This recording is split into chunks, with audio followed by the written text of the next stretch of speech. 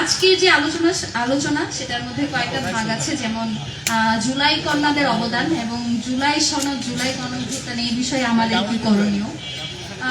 সর্বপ্রথমেই যদি একটু বলে রাখি, জুলাই কন্যাদের যে অবদান ছিল, জুলাই কন্যারা সামনে না এলে এই গণঅভ্যুত্থান খুব সম্ভবত সংগঠিত হতো না।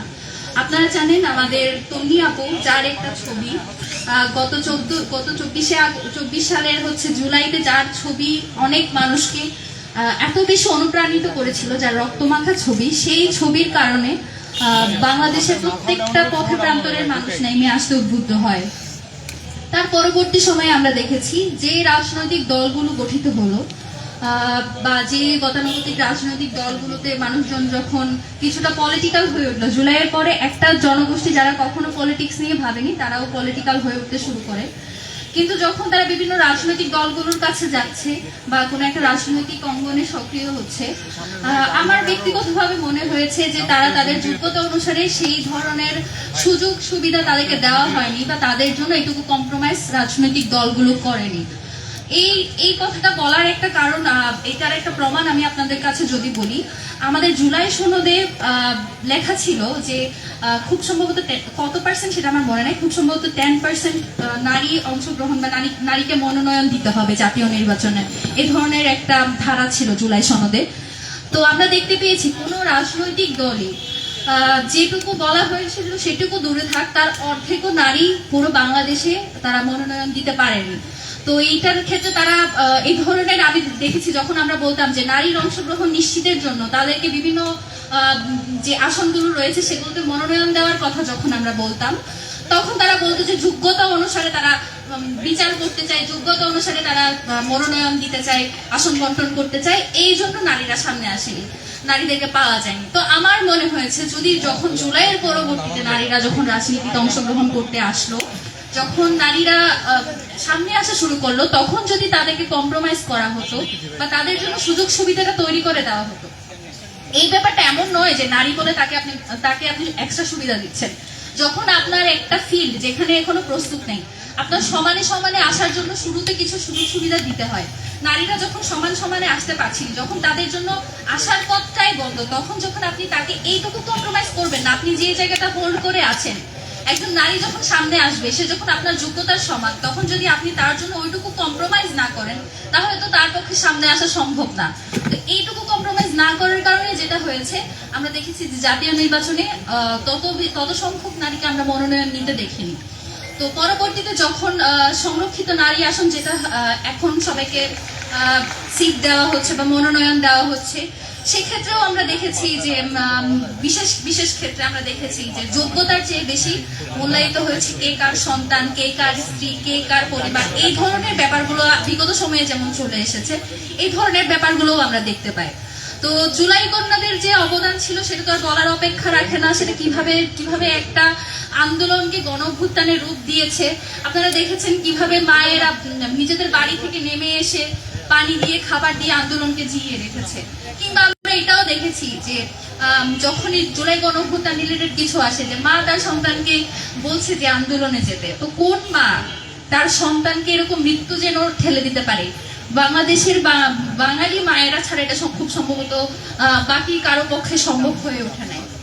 তো এই যে পুরো প্রেক্ষাপটের বেসিসে যখন আমরা রাজনীতিতে আসলাম, যখন এই একটা অবস্থানে আসলো, বা জুলাই সনদ যেখানে নারীদের অধিকার নিশ্চিতের জন্য একটা ধারা নিশ্চিত করলো বা একটা উপধারা তৈরি করলো, সেটাকেও যখন আপনি মূল্যায়ন করেন না, তখন আসলে বাংলাদেশের নারীরা যেখানে দেখেছে সে যত যোগ্যতাই থাকছে, তার যোগ্যতা অনুযায়ী তার বিচারটা হবে না, বা সে যে যোগ্যতা নিয়ে একটা জায়গায় যাচ্ছে সেটার মূল্যায়ন করা হবে না, তখন বোধ করি কেউ আর ওভাবে সামনে আসে সাহসটা পায় না।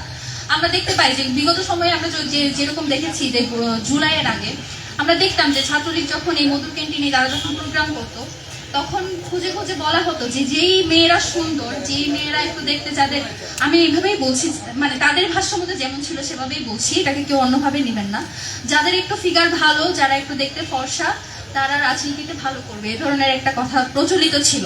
এবং মেয়েদেরকে যেভাবে ব্যবহার করা হতো মিছিলের সামনের সারিতে, এবং কখনো কখনো নেতার পেছনে হাততালি দিবে, এই ধরনের একটা মেয়েদের রাজনীতি বলতে এটা ছিল।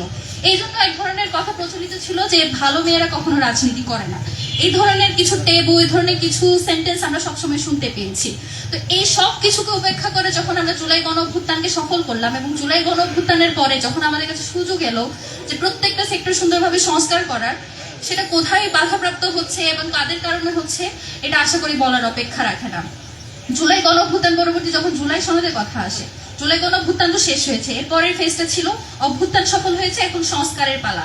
সেই সংস্কারের লক্ষ্যে 1 বছর ইন্টারিম সরকার ছিল, সেই ইন্টারিম সরকারের মধ্যে ভূত বসেছিল যারা আমাদের সেই সংস্কারগুলো করতে দেয়নি কিংবা সেই সংস্কারগুলো করার পথে পদে পদে বাধা সৃষ্টি করেছে। কেউ কেউ বলেছে গণতান্ত্রিক যে সরকার আসবে, নির্বাচনের মাধ্যমে যে সরকার আসবে, সেই সরকার এসে সবকিছু ঠিক হয়ে যাবে। আমরা বরং কি দেখলাম, যখন গণতান্ত্রিক সরকার আসলো, যখন কথা ছিল জুলাই সনদে যেই সব সংস্কারের কথা বলা হয়েছে, জুলাই গণঅভ্যুত্থান যেসব আকাঙ্ক্ষা নিয়ে তৈরি হয়েছে, সেই আকাঙ্ক্ষা, সেই সংস্কারগুলো আমরা এখন এক এক করে হতে দেখব। কিন্তু আমরা দেখতে পাই যখনই গণতান্ত্রিক সরকার আসলো, কোথায় এক এক করে আমরা দেখবো কি কোন কোন সংস্কার এই সরকার করছে, তার বদলে বিগত 2 মাস যাবত সংসদে কেবল এই কথাটা নিয়েই আর কি বারংবার তাদের মধ্যে হচ্ছে বাকবিতণ্ডা হচ্ছে, জুলাই সনদ থাকবে কি থাকবে না, গুম, শাপলা, পিলখানা, এইগুলো নিয়ে যে অধ্যাদেশ, সেগুলো আসলে সাস্টেইন করবে, সেগুলো কিভাবে হবে, সেগুলোই তারা এখনো পর্যন্ত ঠিক করতে পারলো না। যখন গণতান্ত্রিক সরকার আসার পরে কথা ছিল যে গতানুগতিক যে রাজনীতি, যেটা আমরা বিগত 17 বছর ধরে দেখেছি, যেভাবে রামদা দিয়ে কুপিয়ে হত্যা করা হতো, শিবির বলে যেভাবে ট্যাগ দিয়ে হচ্ছে, যে কোনো সাধারণ শিক্ষার্থীকেও শিবির বলে ট্যাগ দিলে তাকে মারার একটা জাস্টিফিকেশন তৈরি করা যেত, সেসব কিছু আমরা আর দেখতে পাবো না। আমাদের এক্সপেকটেশন ছিল এটা, বরং তার বদলে আমরা কি দেখলাম, আজকেরই আপনাদের একটা নিউজ বলি, যেখানে সারা দেশে বিগত 3 মাসে 800 এর বেশি হত্যাকাণ্ড হয়েছে এবং শুধু ঢাকা শহরে হয়েছে 100 এর বেশি। তো যদি গণতান্ত্রিক সরকার আসলে দেশের আইন শৃঙ্খলা পরিস্থিতি ঠিক হয়ে যায়, যদি গণতান্ত্রিক সরকার আসলে সবগুলো সংস্কার সম্পন্ন হওয়ার যে আশ্বাস আমাদেরকে দিয়ে ইন্টারিম আমলে যে কাজগুলো করতে দেওয়া হয়নি, সেগুলোই যদি হবে কথা ছিল, তাহলে এখনো পর্যন্ত এই 800 জন মানুষকে যে মৃত্যুবরণ করতে হলো বা যে এই 800 জন মানুষকে যে হত্যা করা হলো, সেটার বিচার কোথায়, সেগুলোর জাস্টিফিকেশন কি? আপনি তাদের কাছে যান, আপনি যে কোনো একটা সরকারি, আপনি আগে দেখা যেত যে সরকারের কোনো সমালোচনা করা যেত না, সরকারের যেই সমালোচনা করবে সে রাজাকার। এখন দেখা যায় সরকারের যেই সেই পুরানো রাজনীতিটা ভেঙে দিয়েই তো আমাদের নতুন সংস্কার, নতুন যে বাংলাদেশ সেটা তৈরি হলো বা জুলাই গণঅভ্যুত্থান হলো। আমাকে যদি সেই 17 বছরের যে দমন পীড়ন, সেই কায়দাতেই যদি যেতে হয়, যদি শুধুমাত্র একটা আইকন যে হাসিনা চলে গেল, হাসিনার পরবর্তীতে আরেকজন এসে সে যদি হাসিনা যে কাজগুলো করতো সেগুলো যদি চলমান রাখে, আমার তো হাসিনাকে তাড়ানোর কোনো প্রয়োজন ছিল না। যদি আমার কোনো কিছু চেঞ্জই না হয়, আমার যে 2000 ভাই বোন যারা শহীদ হলো, তাদেরকে আর শহীদ হওয়ার তো কোনো দরকার ছিল না। এই যে 2000 ফ্যামিলি, 2000 মানুষের যে ফ্যামিলি, এই ফ্যামিলিগুলো তো এখনো পর্যন্ত তাদের যে সন্তানের যে বিচারটা হওয়ার কথা ছিল, সে বিচারও এখনো পর্যন্ত হয়নি। বরং আমরা কি দেখতে পাই, এই সময়ে এসে নির্বাচনের আগে আমরা দেখতে পেয়েছি প্রত্যেকটা রাজনৈতিক দল শুধুমাত্র তাদের হচ্ছে নির্বাচনে কিছু ভোট ব্যাংক বাড়ানোর জন্য, আওয়ামী লীগের যে ভোটগুলো সেগুলো তাদের পক্ষে আনার জন্য আওয়ামী লীগের পক্ষ নিয়েছে। কথা ছিল ট্রুথ কমিশন গঠনের মাধ্যমে তাদের রিকনসিলিয়েশন করা হবে, প্রত্যেকের রাজনৈতিক অধিকার ফিরিয়ে দেওয়ার পক্ষে বাংলাদেশের সকল জনগণ সামনে এসে দাঁড়াবে, সকলের রাজনৈতিক অধিকার নিশ্চিত করার কথা আমরা প্রত্যেকেই বলি। কিন্তু তার মানে এই নয় যে খুন করেছে, যে গুম করেছে, তার বিচার হওয়ার আগেই সে রিকনসিলিয়েশনের সুযোগ পাবে। প্রথমত বিচার হবে, সে একটা ফ্রি ট্রায়ালের মধ্যে দিয়ে যাবে, একটা বায়াস ফ্রি ট্রায়ালের মধ্যে দিয়ে যাবে। তারপর সে যখন সেই বিচারের মাধ্যমে তাকে যতদিনের জেল দেওয়া হবে, তাকে যে শাস্তি দেওয়া হবে, সেই শাস্তি ভোগ করে আসার পর তাকে আবার সুযোগ দেওয়া হবে সে যাতে রাজনীতি করতে পারে।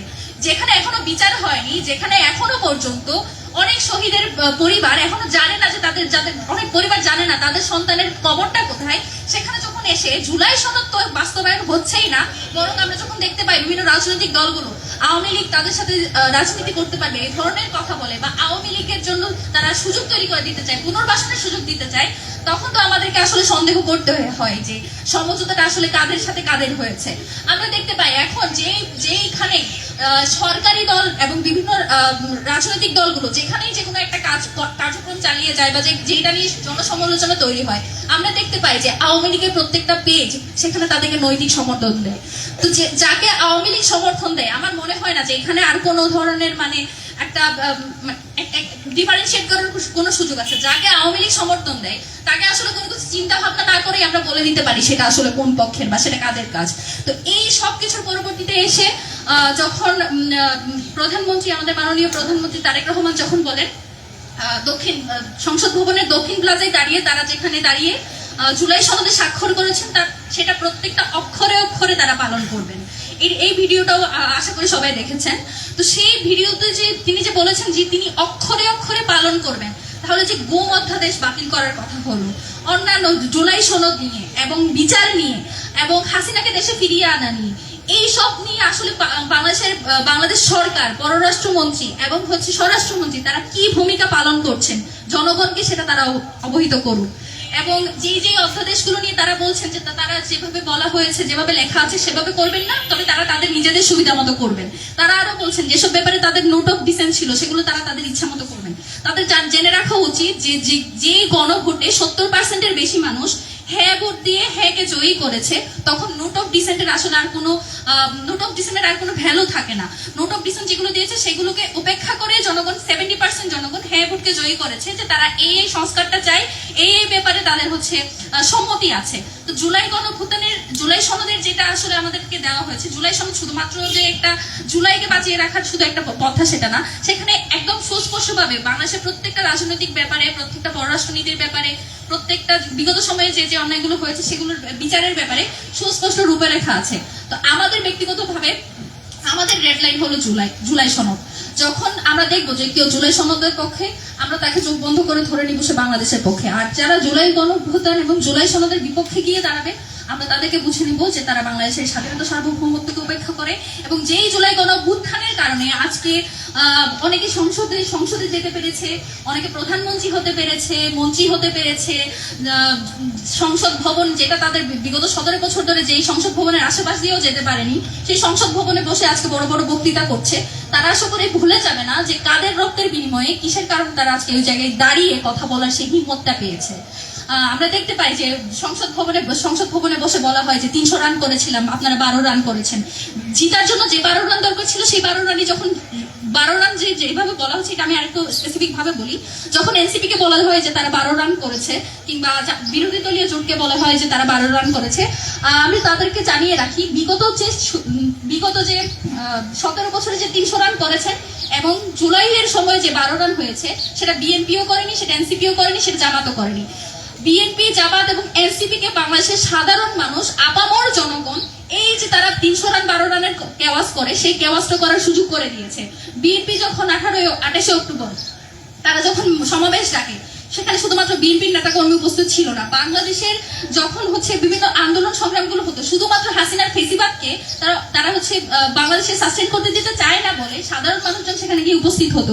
ঢাকা বিশ্ববিদ্যালয় থেকে অনেকে আছে যারা এই যে আন্দোলনগুলো, তারা কখনো বিএনপি করেনি, তারা কখনো জামাত করেনি, এনসিপি করেনি, তারা কাউকে বিশ্বাস করতে পারতো না, তারপরে তারা যেত শুধুমাত্র নিজের অ্যাপলিটিক্যাল জায়গা থেকেই যেত, যাতে হাসিনাকে দূর করা যায়।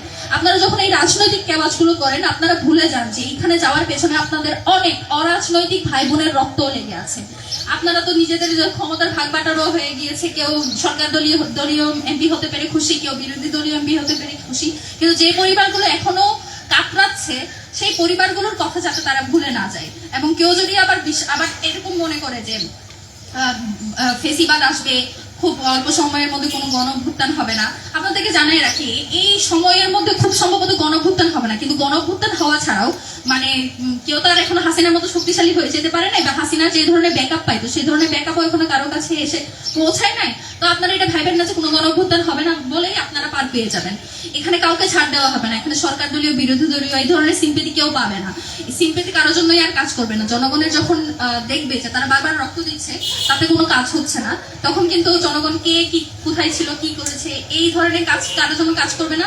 বরং জনগণ যখন আবার সামনে আসবে, এবার কাউকে এক কিলো ছাড় দেবে না। গতবারে যেটা হয়েছে যে হাসিনা পালাই যাইতে পারছে, এবং আওয়ামী লীগ, আপনারা দেখেন এই যে গত কালকের আরেকটা ব্যাপার নিয়ে যদি একটু বলি, আমি দেখছি সোশ্যাল মিডিয়াতে যুবলীগ বা যুব মহিলা লীগ বা যুব মহিলা লীগেরই একজন শিল্পী বেগম, তাকে জামিন দেওয়া হয়েছে তার 1.5 মাসের শিশু সন্তান থাকার কারণে।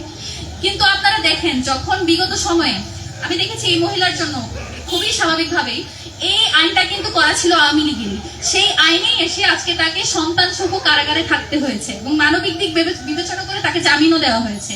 কিন্তু আওয়ামী আমলে আমরা দেখতাম যে ছাত্রদল থেকে খুঁজতে এসে তাকে না পেয়ে তার 11 মাসের সন্তানকে নিয়ে যাওয়া, কারাগারে নিয়ে গিয়ে কারাগারের পেছনে একটা 11 মাসের শিশু সন্তান দাঁড়িয়ে আছে, এই ছবিটিও কিন্তু আমরা দেখেছি। তো যখন কেউ এই ধরনের মানে বলতে আসে যে মানবিক দিক বিবেচনা বা পুনর্বাসন এইসব ব্যাপারগুলো যখন আসে, আমি দেখতে পাই যে বিএনপির ভাইয়েরা আপনাদের খুবই কান্না যে এই সরকার বা যারা সুশীল আছে তাদের খুব বেশি কান্না যে এরকম মহিলা লীগের একজন নেত্রী, তার সন্তান আছে, কান্না করছে, সেটা নিয়ে আপনারা খুব কান্নাকাটি করলেন। তবে আপনাদেরকে আপনাদের ইতিহাসটাও মনে করে দিতে চাই। মানবিক দিক বিবেচনা করে তাকে যে জামিন দেওয়া হয়েছে সেটার পক্ষে আমরা অবশ্যই থাকবো। আমরা কখনো মানে তারা আমাদের সাথে অন্যায় করেছে বলে যে আমরা তাদের সাথে অন্যায় করবো, এটা হইতে দেওয়া যাবে না। কিন্তু আপনারা এটাও ভুলে যায়েন না আপনাদের সাথে কি করা হয়েছিল এবং তাদের যে প্রাপ্য শাস্তি সেটা থেকেও মানবিক দিক বিবেচনা করে সরে আসা যাবে না।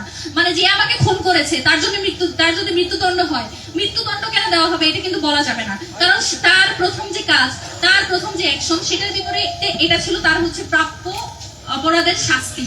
তো সেই শাস্তিটাকে যাতে কেউ যাতে এই ধরনের যে ন্যারেটিভ গুলো বিল্ড আপ করা হয় যে আওয়ামী লীগের সাথে এই অন্যায় করা হচ্ছে, তাদেরকে এভাবে শাস্তি দেওয়া হচ্ছে, এটা তার অপরাধের জায়গা। এরকম আসলে এই সময়ে সেটা হওয়ার আর কোনো সুযোগ নাই, কারণ জনগণ এবার কোনো মাফ করবে না। আগের বার মাফ হয়েছে, আগের বার অনেকে বিদেশে পালিয়ে যেতে পারছে, আগের বার অনেকে হচ্ছে কি বলবো টাকা পয়সা অনেক বেশি ছিল, সেটা দিয়ে যে দেখা যেত যে আওয়ামী লীগের নেতা সে হচ্ছে পালাইতে পারতেছে না, সে এলাকার যে লোকাল নেতা ছিল, কখনো যে বৈষম্য বিরোধীর যে নেতা ছিল তাকে, কিংবা বিএনপি ছাত্র দলের যে নেতা ছিল তাকে, কিংবা জামাত এনসিপি, এরকম অনেক কাহিনী আমরা শুনেছি যে তাদেরকে টাকা পয়সা দিয়ে এলাকায় থাকার ব্যবস্থা করছে। তো এবার যদি এরকম হয় আপনারা কার কাছে টাকা দিয়ে থাকবেন? জনগণ কিন্তু এবারে আর মাফ করবে না যে অমুক নেতার শেল্টারে থাকবেন, তমুক নেতার শেল্টারে থাকবেন, এটা কিন্তু এবার আর হবে না। তাই আমার মনে হয় যে সকলের এই ব্যাপারে আপনারা কে কার সাথে সমঝোতা করছেন, কে কিভাবে সমঝোতা করে দেশ চালাচ্ছেন, এটা আমাদের ব্যাপার না। আমাদের ব্যাপার হচ্ছে জুলাই সনদ আমাদের রেডলাইন। জুলাই সনদের এই পাশ থেকে ওই পাশে যেই দলই যাবে, সে বিরোধী দলীয় হোক কিংবা সরকার দলীয় হোক, তাকে জনগণ এবার আর ছাড় দিবে না। আমি হচ্ছে ছাত্রপক্ষকে আবার ধন্যবাদ জানাচ্ছি। আমার মনে হয় যে জুলাই সনদ যে ব্যাপারটা সেটা কি, এটা নিয়ে আমরা সবাই কথা বলছি, কিন্তু জনগণ যে একজন রিক্সাওয়ালা, একজন কুলি মজুর, তারা যারা আছে, এবং এই যে সংবিধান নিয়ে সংসদে 2 দিন পর পর কেওয়াস হয়, এই সংবিধান জুলাই